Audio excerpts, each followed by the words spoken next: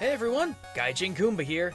Well, since Peanut Butter Gamer started an internet sensation with Zelda Month, I guess I might as well jump in too. But what to talk about? I've already covered so much with this franchise, what could I be missing? How about one of the most overlooked groups in all of Hyrule, the Gerudo? Is it Gerudo? Gerudo? Whatever. But yeah, believe it or not, this girls only club of thieves and warriors have one of the most direct connections to culture and history I have ever seen. No, they're not Arabic. Though I understand from my Islamic episode of Ocarina of Time, you might have come to that conclusion. Believe it or not, these girls are actually Greek. It all actually comes together in a neat little package through the mythological warrior race known as the Amazons, a country of tough-as-nails women who were charged by Herodotus to watch over the borders of modern-day Ukraine. While very different in terms of appearance, religion, and hierarchy, it's the social structure that forms the unique bond between the Gerudo and the Amazons. With both groups, no men were allowed into their warrior organizations. The Gerudo, by their own volition in game, state that men are too pathetic and weak to have a favorable place in Gerudo society. Of course, Ganondorf being the only exception, but he's off trying to dominate and eventually ruin the world instead of taking care of his people, so we might as well write off his association with the group entirely. Likewise, in Amazonian country, men were not permitted to have relations with any Amazonian woman, let alone step foot on their territory.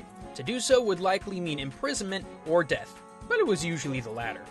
But this didn't stop the Amazons from procreation, oh no sir. See, once a year they would set out to their neighboring territories and find suitable mates to have their children, to make sure their way of life didn't die out. The girls born from this process became the new Amazonian generation, while the boys were sent back to their fathers, or likely exiled into the wilderness to survive on their own. Interestingly enough, though, the gossip stones from Ocarina of Time state that once in a while the Gerudo will venture into town looking for boyfriends.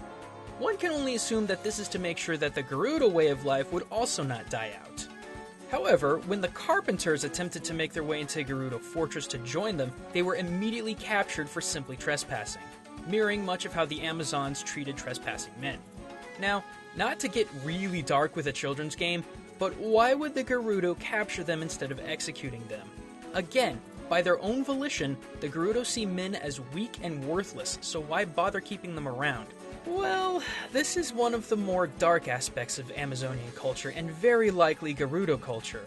Another interpretation of Amazonian repopulation happened during periods of war, wherein Amazons would not completely destroy their enemy, they would take slaves, particularly male slaves. And once or twice a year, yeah, I think you know where this is going. In a way, since the Gerudos never attempt to kill you, only capture, I get the sneaking suspicion that they have bigger plans for the Carpenters and Link. But speaking of Link, I'm sure many of you are saying that he's a massive wildcard in this formula. After freeing all the Carpenters and defeating the Gerudo guards, the women immediately accept him into their organization without any other questions or trials. Does this destroy the parallel between the Gerudo and the Amazons, who would never allow a man into their country? Believe it or not, dear theorists, this is not entirely true. The ninth of Hercules' 12 trials in order to become a god was to obtain a magic girdle given by Ares himself to the queen of the Amazons, Hippolyta. It was this magic girdle that gave Hippolyta dominion over all of the Amazons. Granted, this was the ninth labor, and the stories of Hercules' trials were already becoming well known. It was because of this that upon finally meeting with him, Hippolyta simply gave Hercules her girdle, having been so impressed with his previous exploits.